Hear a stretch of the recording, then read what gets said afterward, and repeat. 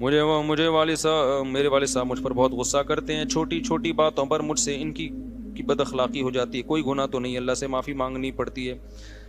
دیکھو ماں باپ کا تو بہت بڑا حق ہے، لیکن یہ ایک حقیقت ہے کہ بعض دفعہ ماں باپ کی طرف سے بھی یقیناً بہت زیادتی ہوتی ہے، وہ بلا وجہ اولاد کو ٹارچر کرتے ہیں۔ یہ ہم نے بھی اسی سوسائٹی میں پڑھے ہیں نا، پلے بڑے ہیں، تو ہم نے بھی دیکھا ہے۔ تو باپ کو چاہیے کہ اگر بچہ آپ کا ہے تو کوئی اصلاح کرنے کا بھی ایک طریقہ ہوتا ہے، اس کو اتنا ٹارچر بات بات پہ کبھی، یعنی بعض گھروں میں دیکھے، زیادہ تر تو ایسا نہیں ہوتا، تو ایسی صورت میں جو ابا کی غلطی ہوتی ہے وہ ٹھیک ہی نہیں ہو رہے ہوتے۔ اب مثال کے طور پر ایک بچے نے غلطی کی ہے، پہلی بات تو آپ دنیا کو نہ بتائیں، آپ اپنے بچے کو لوگوں کے سامنے رسوا نہ کریں، بچوں پہ بہت بڑی قیامت گزرتی ہے اس سے، کیونکہ باپ کی بات کو لوگ بڑی ویلیو دیتے ہیں۔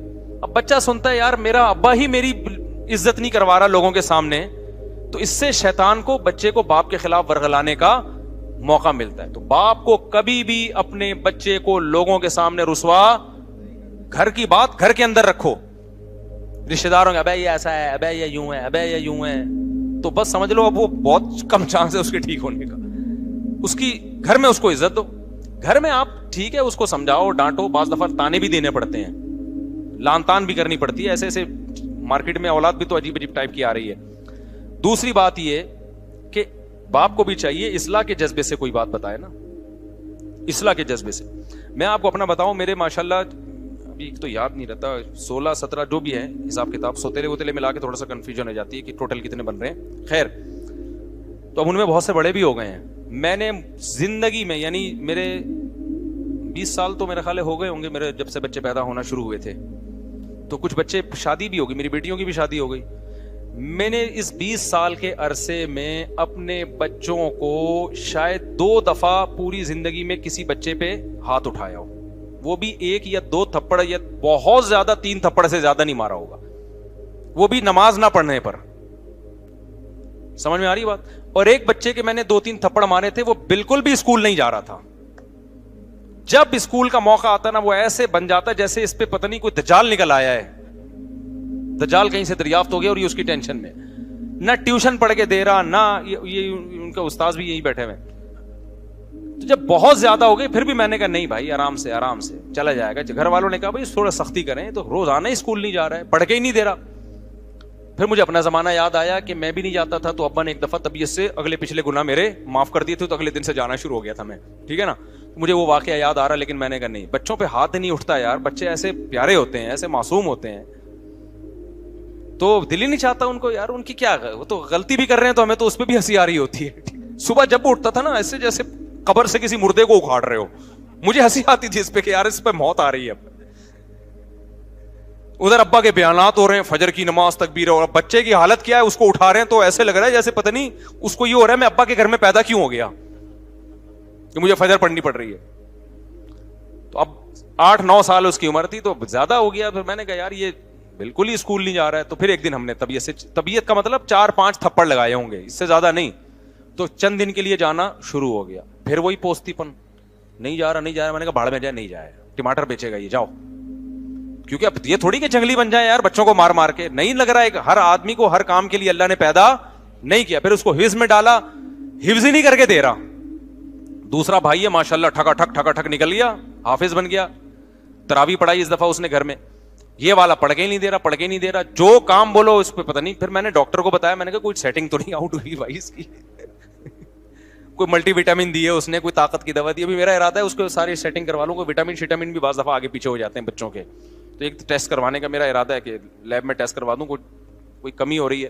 لیکن پھر بھی اگر نہیں ہوگا تو پھر بھائی ہم کیا کریں گے، بس اس پہ خوش ہوں گے الحمدللہ، سٹا نہیں لگاتا، الحمدللہ غلط لڑکوں میں بیٹھ نہیں رہا ہے، بڑا ہو جائے گا خود ہی اپنا مستقبل سمجھ لے گا۔ ابھی تو بس یہ کرو کہ غلط صحبت میں نہ بیٹھے، نہ پڑھے یار، نہیں پڑھ کے دے رہا، سب لوگوں کو اللہ نے پڑھنے کے لیے پیدا نہیں کیا۔ تو میرے گھر والے کہہ رہے تھے کہ اس کے ٹماٹر بکوانے اس سے کیا کرنا ہے، اس کو کچھ تو کہیں تو لگاؤ۔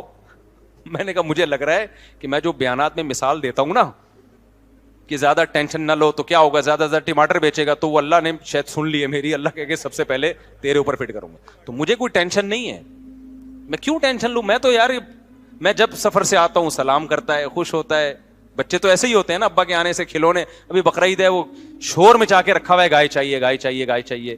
تو ہمیں تو جب یہ بچوں سے یہ خوشی مل رہی ہے تو بڑے ہو کے بھی بہت سے پڑھ لیتے ہیں. میں تو بڑے ہو کے ہی پڑھا ہوں بھائی, بچپن میں تو ہم نہیں پڑھے. ہم نے تو بچپن میں پٹے بھی, مارے بھی کھائی. اسکول تو جانا شروع ہو گئے تو پڑھ کے پھر ہم تو پڑھ لکھ لو کچھ کام کے بن جاؤ گے. میں نے تو بڑے ہو کے پڑھائی شروع کی ہے. حفظ بھی میں نے بڑے ہو کر کیا ہے, بچپن میں حفظ نہیں کیا. بڑے ہو کر, میں پورے مولوی بننے کے بعد میں نے حفظ کیا ہے, ٹھیک ہے نا, اپنے طور پر حفظ کر لیا. تو جب شوق ہوتا ہے تو سب کچھ ہے. لیکن اگر چترول لگا لگا کے بچے کو آپ نے انسان بنانے کی کوشش کی نا تو پتہ نہیں کیا بن جائے گا وہ. ہاں, نشے میں نہ بیٹھنے دو کہ بچہ چرس پی رہا تھا, آپ نے کہا محبت سے سمجھایا, دوبارہ چرس پینے لگا, اب نہیں, یہ چیز برداشت کے قابل نہیں ہے. پھر تو اس کو بند کرنا پڑے گا گھر کے اندر. پھر بھی مار دھاڑ کے بجائے کوئی اور طریقے اختیار کرو, گھر میں بند کر دو اس کو, بری ایکٹیویٹیز سے روکو. سمجھتے ہو کہ نہیں سمجھتے ہو؟ تو اس لیے باپ کو بھی چاہیے بھائی بچوں کو محبت دے, وہ تمیز سے سمجھائے, ان کو رسپیکٹ دے, ان کو یہ احساس ہو کہ ابا ہمارا. دیکھو, جس باپ کے گھر میں آنے سے بچوں کو خوشی کے بجائے ٹینشن ہونا شروع ہو جائے وہ کامیاب باپ بولو نہیں. اب چونکہ مجھے اپنے ابا یاد آنے لگتے ہیں نا تو پھر میں ذرا جذباتی ہو جاتا ہوں. وہ ہمارے ابا جب گھر میں آتے تھے ہمیں خوشی ہوتی تھی. ہم پنجاب گئے ہوئے تھے, 2 مہینے کی چھٹیاں ہم پنجاب میں گزارتے تھے, تو ہمارے ابا یہیں ہوتے تھے. تو ہمیں پتا چلا ہمارے ابا بھی آ رہے ہیں تو ہمیں اتنی خوشی, یار ابو بھی ہمارے ساتھ یہیں رہیں گے چھٹیوں میں.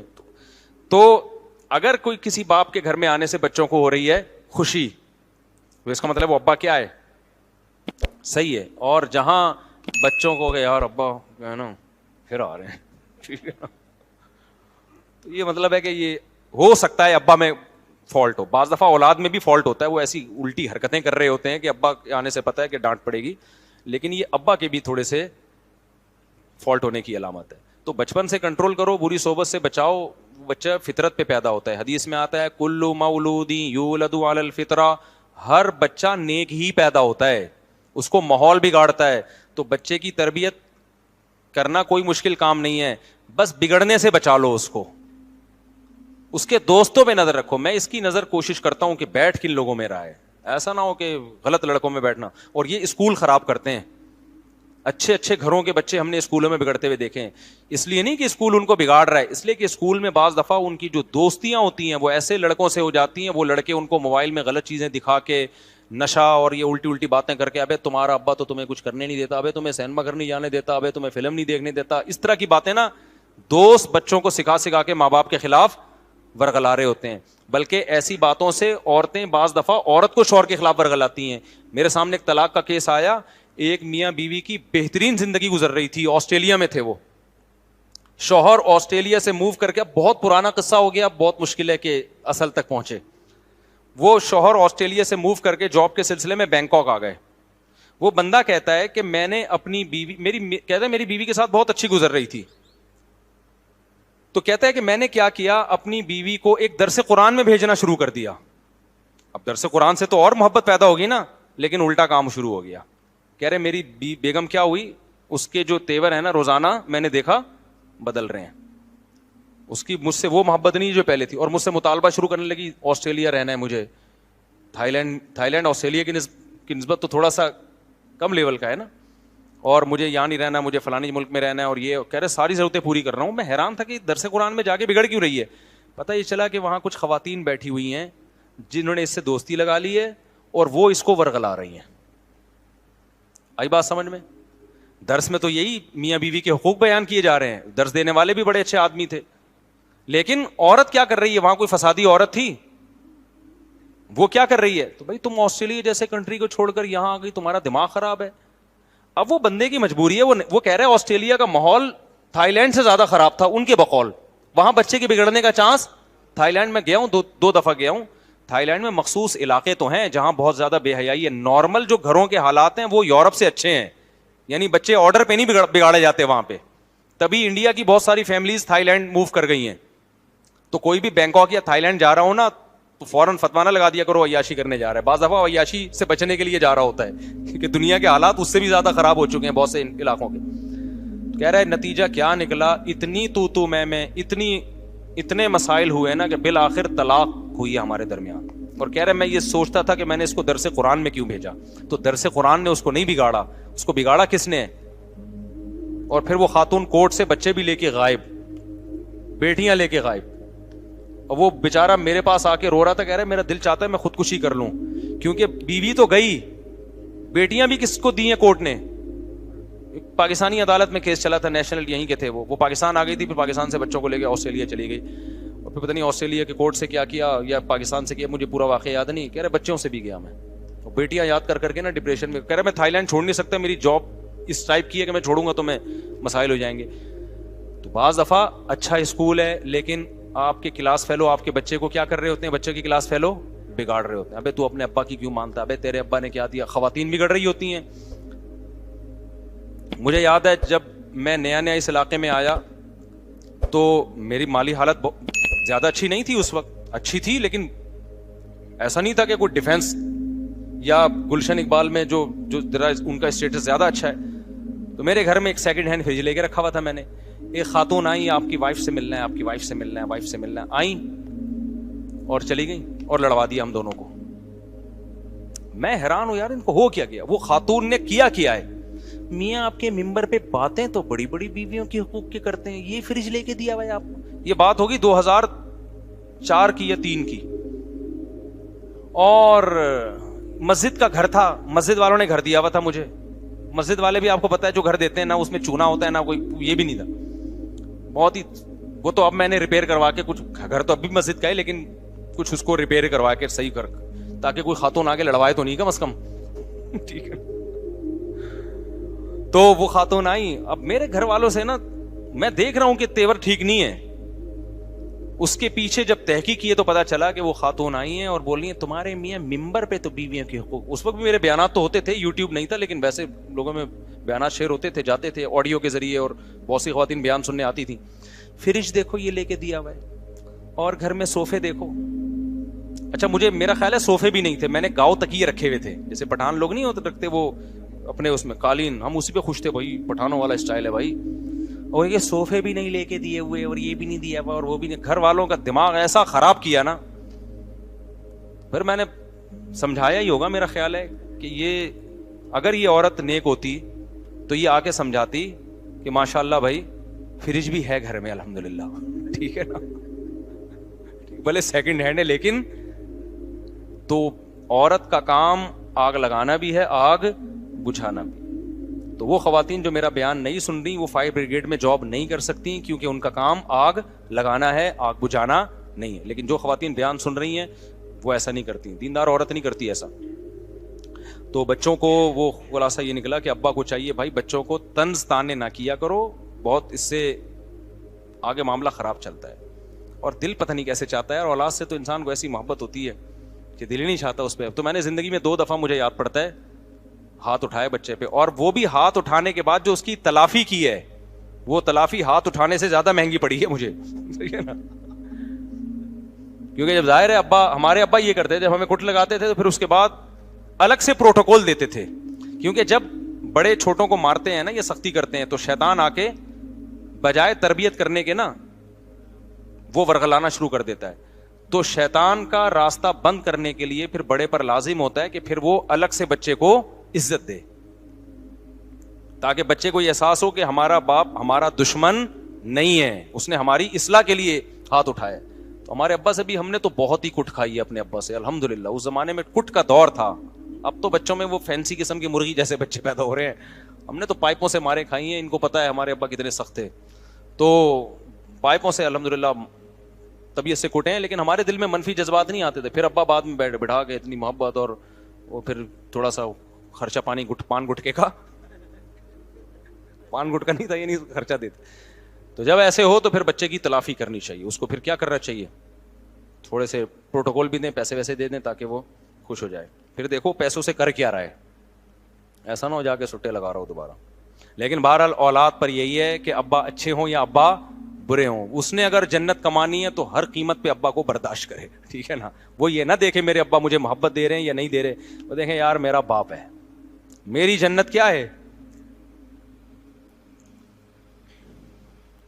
میری جنت اللہ نے اس کو خوش کرنے میں رکھی ہے. وہ یہ چیز ہے نا, یہ تو اولاد کے لیے. اور پھر بھی اگر حالات صحیح نہیں ہو رہے نا, ابا بیٹے کی چپکلش چل رہی ہے, ابا ہر وقت آنے, ابا ٹھیک نہیں ہو کے دے رہے اور آپ سے برداشت سے معاملہ باہر ہو رہا ہے, تو پھر کنارہ کشی اختیار کر لینی چاہیے. کیونکہ بڑے گناہ سے بچنے کے لیے ضروری ہے کہ آپ, گناہ تو نہیں ہے یہ, کیونکہ کنارہ کشی قطع تعلق نہیں ہے, بلکہ الگ رہنا شروع کر دیں, آپ ابا سے تعلق رکھیں. بڑی نیکی یہ ہے کہ ابا کے ساتھ رہیں, لیکن یہ بڑی نیکی ذریعہ بن رہی ہے بڑے گناہ کا. تو بڑے گناہ سے بچنے کے لیے ضروری ہے کہ وہ بڑی نیکی کو آپ چھوڑ دیں. تو بالغ ہونے کے بعد ابا کے ساتھ رہنا شرعاً ضروری نہیں ہے. سمجھ میں آ رہی ہے بات؟ جب لڑکا بالغ ہو جاتا ہے تو شریعت میں اس پہ لازم نہیں ہے کہ ابا کے ساتھ ہی اسی گھر میں رہے. شریعت نے اس کو یہ رائٹ دیا ہے کہ آپ کما کے اپنا الگ رہنے کا انتظام کر سکتے ہو, لیکن ابا کی خدمت میں لگے رہو آپ.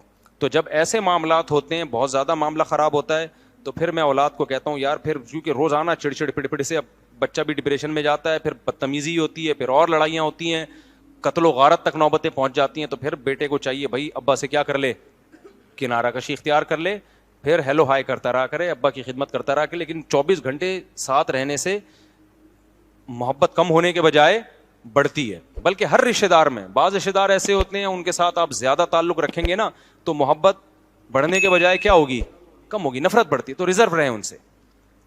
میرے ساتھ ایسے لوگ ملنے کے لیے آتے ہیں, مجھے پتا ہے تھوڑی دیر اور بیٹھے رہے تو میں اس سے لڑ جاؤں گا, اتنی محبت کا اظہار کر رہا ہے کہ میرا اس سے کیا ہو جائے گا, پھٹا ہو جائے گا تھوڑی دیر. اس لیے میں کہتا ہوں بھائی میں ذرا مصروف ہوں. اچھا میرے بھائی میرے بڑے بھائی کام کاج نہیں کرتے, کافی ڈانٹ ڈپٹ کر لیا, کوئی فائدہ نہیں ہے, آپ کوئی نصیحت کریں. جو بڑا بھائی کسی میں ایسا اللہ نے کوئی مائی کا لال پیدا نہیں کیا جو بڑے بھائی کو ٹھیک کر لے, یہ ہو ہی نہیں سکتا. تو وہ ٹھیک نہیں ہوگا. بس صبر کرو, برداشت کرو, اپنے بیوی بچوں کی فکر کرو, اس کو چھوڑ دو اپنے حال پہ. بڑا نہیں ٹھیک ہوتا بھائی. اگر کسی کا ہدف ہے 1 سال میں مجھے یہ ہدف پورا کرنا ہے, تو وہ پلاننگ کرنے میں 2-3 کیا بنیادی اصول اختیار کرے اور کس طرح 2-3 اسٹیپ لے. بھائی ہر ہدف کا ایک الگ ضابطہ ہوتا ہے نا, ہدف کیا بنایا ہے اس کو بریک کرے نا, اس کو توڑے ٹکڑوں میں. آپ نے پلاننگ کی کہ 2 سال میں نے یہ کام کرنا ہے, تو پھر اس کے لیے مجھے 1 سال میں کہاں تک پہنچنا ہے, 6 مہینے میں کہاں تک پہنچنا ہے, 2 مہینے میں کہاں تک پہنچنا ہے, 1 مہینے میں کہاں تک پہنچنا ہے, اور اس ہفتے میں نے کیا کرنا ہے. اس طرح توڑیں گے تو پھر پہنچنا آسان ہوگا. پھر 2 سال میں نہیں بھی ہوا تو 4 سال میں ہو جائے گا. وہ میرے والد اگر ماں باپ بوڑھے ہوں تو کس طرح ان کی خدمت کی جا سکتی, عمرہ کروانے سے بہتر, اور کیا کیا شکلیں. بھائی جس طرح بھی وہ خوش ہوں, جس چیز میں ان کی راحت ہو. بعض دفعہ ماں باپ عمرہ کرنے سے خوش نہیں ہو رہے ہوتے, بعض دفعہ وہ ویسے خوش ہوتے ہیں ہمیں عمرے کے پیسے دے دو, ٹھیک ہے نا, اس سے خوش ہو رہے ہوتے ہیں. تو بہت سارے طریقے ہیں, وہ اولاد کو زیادہ پتہ ہوتا ہے. ابا اس سے خوش ہوتے ہیں ان کی ایک اور شادی کرا دو, لیکن اماں اس سے خوش نہیں ہوں گی تو پھر آپ نہ کرائیں, آپ نہ کرائیں یہ کام. وجہ اس کی ہے کہ آپ خود اپنی اماں پہ سوکن لے کر آنا, کوئی اور لے آئے, آپ نہ یہ کام کریں. یہ بالکل ایسے جیسے اپنے داماد کی دوسری شادی کرانا, یہ ٹھیک نہیں ہے. داماد کو کرنے تو جتنی چاہے شادیاں کریں, لیکن آپ کراؤ گے تو یہ قطع رحمی ہے. کیوں؟ آپ کی بیٹی کے دل میں باپ سے کیا آئے گی, نفرت آئے گی. تبھی نبی صلی اللہ علیہ وسلم سے حضرت علی نے پوچھا نا, تو آپ نے اس کو پسند نہیں کیا, کیونکہ ہر چیز کو اسلام اس کا موقع دیتا ہے. تو آپ شادی کرو, کس نے روکا ہے آپ کو؟ کیونکہ کیا ہوتا ہے جب باپ کہے گا نا داماد کو, تو بیٹی کہے گی کہ ابا میرے اوپر سوکن لانے کا ذریعہ بنے. وہ شوہر سے الگ لڑے گی, باپ سے الگ لڑے گی. تو ہر چیز, جیسے اس کی مثال بالکل ایسے ہے کہ میں عورت کو کبھی نہیں کہتا کہ اپنے شوہر کو کہو کہ آپ دوسری شادی کریں. یہ عورت کے اوپر اس کی طاقت سے زیادہ بوجھ ڈال رہے ہو آپ. ایک تو اس پہ سوکن آ رہی ہے, دوسرا اس کے مشورے سے آئے. یہ ایسے ہے جیسے بکرے کو حکم دے رہے ہیں کہ ذبح ہو جائے لیٹنے کے لیے. بکرا کہے گا ایک تو قربانی میں مجھے لٹار ذبح کر رہے اور گرنے کا کام بھی میں خود کروں. نہیں, یہی بات میرا خیال ہے. دیکھو شریعت نے ہمیں حکم دیا ہے کہ ہم بکرا کاٹیں, بکرے کو حکم نہیں دیا کہ وہ کٹے, کیونکہ بکرے کے لیے یہ بہت بڑی آزمائش ہوتی کہ وہ کٹ بھی رہا ہے اور شور بھی نہ مچائے وہ. تو جب شوہر سوکن لے کر آتا ہے عورت پر, تو شریعت نے اس کو شور مچانے کی اجازت دی ہے کہ اس پہ ظاہر ہے اس کی محبت تقسیم ہو رہی ہے, اس کو تو تکلیف ہوگی, یہ نیچرل ہے.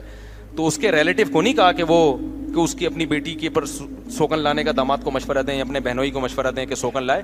ہاں یہ ہے کہ جب وہ کرے تو آپ اس کی راہ میں رکاوٹ بولو نہیں بن سکتے. 3 بہنوئی ہیں, تو کسی کو بھی میں نے آج تک روکا نہیں ہے کہ آپ کو دوسری شادی کی اجازت نہیں, کیونکہ لوگ مجھے تانے دیتے ہیں کہ 4 شادیوں کے بیان کر رہے ہیں, اپنے دامادوں کو کہے نا, اپنے بہنوئیوں کو کہے. تو بھائی ہمارے بہنوئی یا داماد نے کرنا ہو, مجھے کیوں بتا رہا ہے؟ صحیح ہے نا. مجھے کیوں بتا رہا ہے؟ جب اللہ نے قرآن میں اجازت دی ہے تو سب کو دی ہے.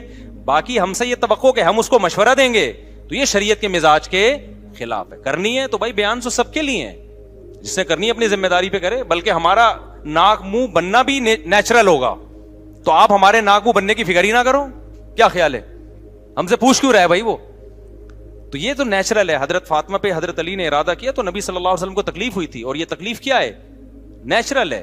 تو حضرت علی نے خیال کیا کہ نہیں کرتا, بعد میں کر لوں گا, کیونکہ اس زمانے میں رواج تھا. اب رواج ختم ہے تو اب ہم کہتے ہیں اب تو چاہیے کہ اس کو پروموٹ کرو سوسائٹی میں.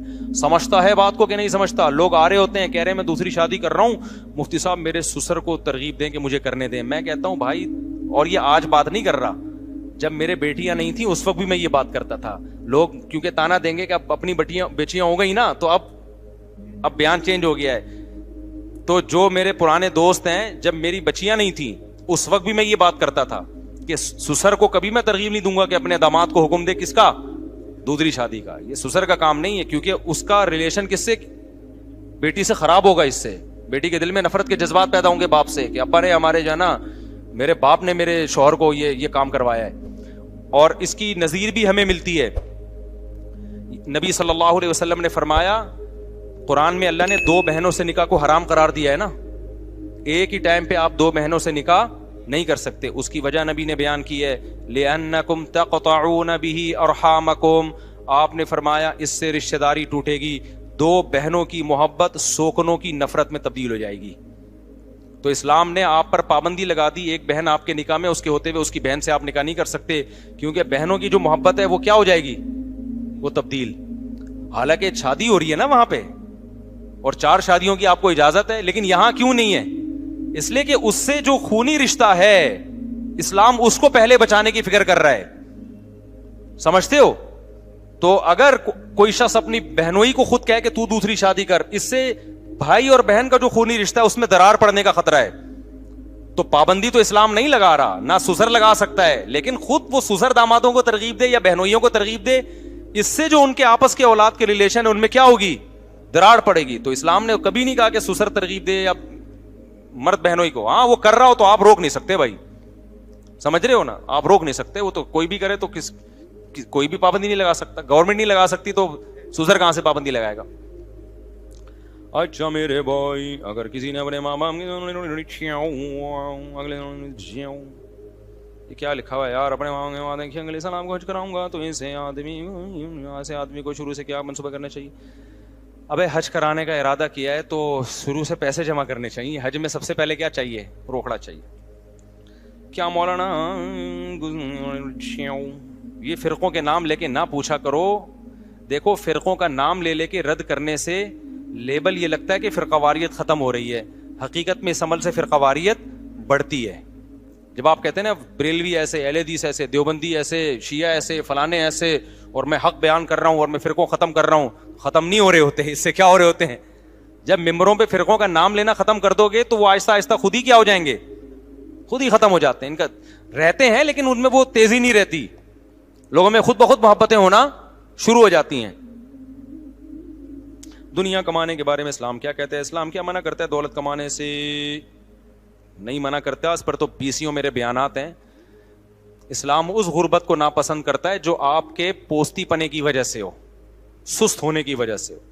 ایک غربت وہ ہے جو اللہ کی طرف سے ہوتی ہے, آپ محنت کر رہے ہو پھر بھی پیسہ نہیں آیا, اس غربت کی فضیلت ہے, اس میں صبر پہ ثواب ملے گا, آپ جنت میں پہلے داخل ہوں گے, حساب و کتاب آپ کا بہت تھوڑا ہوگا, آپ 24 گھنٹے میں 1 آدھ پراٹھے کا حساب لیا جائے گا بس آپ سے, ٹھیک ہے.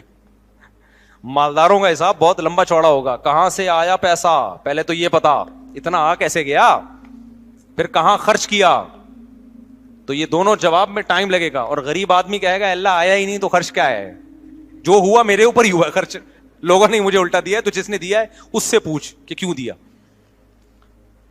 یہ وہ غریب ہے جو سستی کی وجہ سے غریب نہ ہو, محنت کرتا ہو لیکن اللہ کی طرف سے. لیکن ہمارے ہاں جو غربت اس وقت پھیل رہی ہے نا نوجوانوں میں, یہ پوستیوں والی غربت ہے, کچھ کرتے ہی نہیں ہے, سارا دن فیس بک یوٹیوب پہ بیٹھے بیٹھے بیٹھے بیٹھے ادھر گٹر کے ڈھکن پہ جا کے بیٹھ گئے, یونیورسٹیوں میں پڑھ نہیں رہے ہیں, جا کے پھرے لے لے کے اور موبائل فونوں پہ کال کر کر کے پرچے حل کرا رہے ہیں.